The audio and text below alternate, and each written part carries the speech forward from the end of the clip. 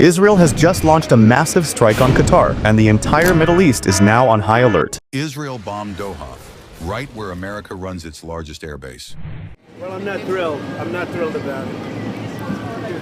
I'm not thrilled about the whole situation. Israel just bombed Doha. I condemn the strikes that Israel carried out in Doha yesterday.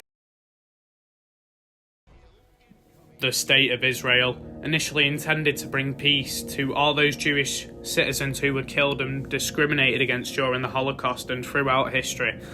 In the 80-year lifespan of Israel currently, they have done some very controversial things, including but not limited to the Israel and Palestine war, their fight with Iran a few months ago, and also the topic of today's video, bombing Qatar.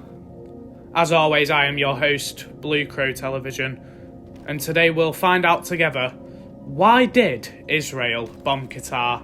Let's find out. Now, first of all, we've got to start with a quick history lesson. I'm going to oversimplify it for you, of the State of Israel. Now, over 3,000 years ago, Abraham was promised in Abraham's covenant that Israel is the promised land to the Israelites, also known as the children of Jacob. Now, there is disputes whether or not modern day Israel deserves the land, because they are technically not the Israelites anymore. However, one of the arguments against them taking the promised land is their disobedience to YHWH. Some people call it Yahweh, but I don't know how the fuck you say it. So, you can correct me in the comments if you want, give me some constructive criticism. And some arguments for them taking the land back is obviously, quote on screen, it is literally promised to them in their holy book. And if you are a proper follower of your faith, typically you are told to follow your book word by word, which is why they also don't eat anything non-kosher, such as shellfish like lobster, or animals that don't chew their own cud, which is something I found out the other week, such as pigs, and I'm pretty sure hares don't chew their own cud, so they're like rabbits with long legs. So that's the quick history lesson for you. Now we are going to get into a quick history brief on the state of Palestine. Now you're probably wondering, why is this British knobhead talking about Palestine? I thought this video was about Israel and Qatar. I understand, but this will make more sense after we've done this quick history brief, okay? And then we'll get into the juicy stuff. The State of Palestine, originally formed in the 2nd century by the Roman Empire to remove all Jewish roots and heritage from the state. Who would have thought a massive empire would have been anti-Semitic? We've never seen that before.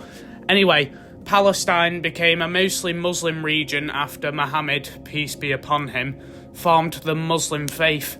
And ever since, they have been typically under Ottoman and British rule. They were part of the Ottoman Empire from the 1500s to the early 1900s, and it was under British rule from 1920 to 1948. Now that we have done both history lessons on the two states, we can now get on to the important bit. Why did Israel bomb Qatar? To oversimplify it again, apparently Hamas was in the Qatar region, and that is why Israel bombed Qatar. However, let's have a quick look at some media coverage. Days after US ally Israel attacked Hamas leaders in Doha, a special envoy Steve Witkoff also attended the dinner.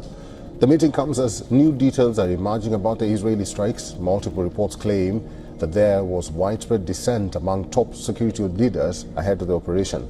A senior official told Israel's Channel 12 that most of the defense establishment recommended that the attack be put off. Now, he goes on to say that the defense establishment actually told Israel to not go ahead with the plan, which probably would have been a smart idea, because if you look on the screen right now, Israel and Qatar have had an unofficial trade union since 1996, and that could be fully broken now. Now, the reason why Israel would have been so eager to bomb Hamas in the Qatar region is that Hamas is a Palestinian Sunni Islamic militia group. Try and say that 3 times fast. And they are using the lesser jihad to be able to defend their faith of Islam, as Israel have done quite a few atrocities. I'm not going to show any or say any, you can search it up for yourself. But also, to counter that, so has Hamas. Hamas has used this as an excuse to also kill Israeli citizens. But, you know, it's a war about religion. It's probably never going to end.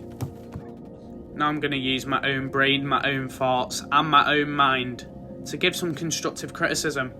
Now, Keir Starmer stated a few months ago, which I will show you a clip in a few seconds, that he will recognise the state of Palestine this month. As recording, it is September 2025. Unless Israel stops fighting Palestine. This doesn't make sense to me, because if Israel stops fighting Palestine, Palestine will still exist, but it won't exist in the eye of Britain. However, if they do recognise Palestine because Israel hasn't stopped, eventually Israel is going to fully take over Gaza and the West Bank, so there will be no crumbs left of the state of Palestine for the UK to recognise, which means Israel has a pretty easy choice, because that's the only threat that the UK have given to Israel. It doesn't make sense to me. I can confirm the UK will recognise the state of Palestine by the United Nations General Assembly in September, unless the Israeli government takes substantive steps to end the appalling situation in Gaza. Comment your own opinion. Does that make sense to you? Now we're going to get into another opinion. Now, I've got no data for this, because this is literally my opinion. Why did they have to bomb Qatar? If they've got such a good relationship with Qatar, surely they could have arranged something where 2 hitmen or something killed the Hamas leaders, instead of having to destroy part of a city and maybe even harm some civilians. That doesn't make sense to me. In the comments, please explain this to me if you have any data or statistics or anything, even your own opinion. I will love it. And also, if you love these videos, like and subscribe. Yeah, I've put it in here, so the real fans who watch this video all the way through know what to do. My final critique is that they nearly could have ruined their relationship with the United States and the United Kingdom, as currently the United States only funds one war/one country, and that is Israel. They have stood by Israel after so many years because of Barack Obama making an agreement with them, and for some reason they've gave up on Ukraine, even though Ukraine didn't start that war. But, you know.